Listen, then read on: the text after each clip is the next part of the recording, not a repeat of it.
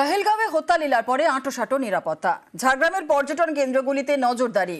সরকারি পোর্টালে জমা দিতে হবে হোটেলের গেস্ট লিস্ট।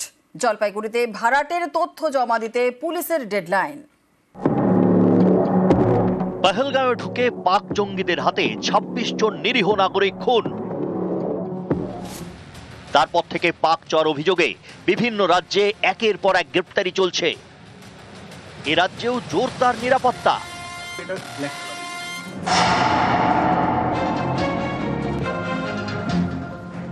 ঝাড়গ্রাম জঙ্গলমহল পর্যটন কেন্দ্রে ঠাসা।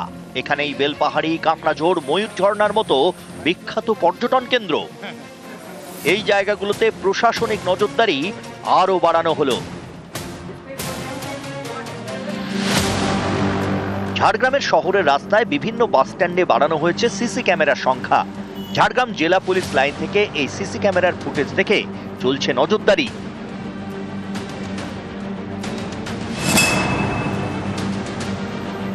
নিরাপত্তায় কড়াকড়ি, বাড়ছে নজরদারি।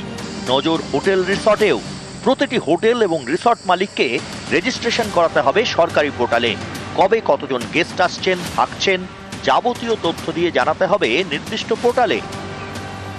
একটা নির্দিষ্ট ওয়েবসাইটে আর কি সমস্ত hotel owners, resort owners as well তাদের ডিটেলসগুলো দিয়ে আপাতত রেজিস্ট্রেশন করাতে হচ্ছে এবং তারপর পরবর্তীকালে পার ডে কতজন গেস্ট আসছেন, তাদের বিবরণ, তারা কখন আসছেন, কখন রিপোর্ট করছেন, এই সমস্ত ডিটেলস ওই ওয়েবসাইটের মাধ্যমে সঠিকভাবে জানাতে হবে। এতে উভয়েরই সুবিধা হবে।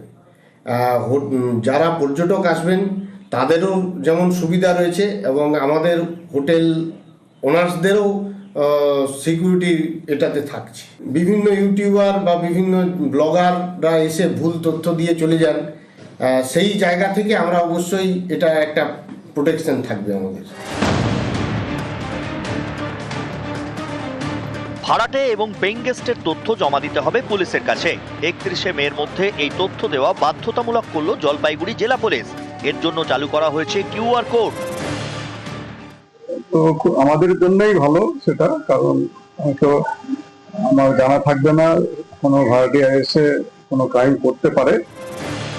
কিউআর কোড কিভাবে ব্যবহার করতে হবে বাড়ি বাড়ি গিয়ে বোঝাচ্ছেন পুলিশ আধিকারিকরা।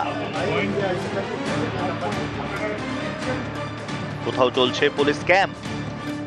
ভাড়াটিয়া রাখছে, বাড়ির মালিকজন আছে, তারা গিয়ে থানায় গিয়ে সেই অনেক সময় ফর্মটা নিতে চান না, বা অনেক সময় দেখা যাচ্ছে অনেক কাজের চাপেও যেতে চান না। একটা অনলাইন অ্যাপ করেছি, যেটার মধ্যে অনলাইনে আমরা সেই লিঙ্কটা শেয়ার করে দিচ্ছি সবাইকে। কিউআর কোড স্ক্যান করলেই খুলে যাবে পুলিশের পোর্টাল।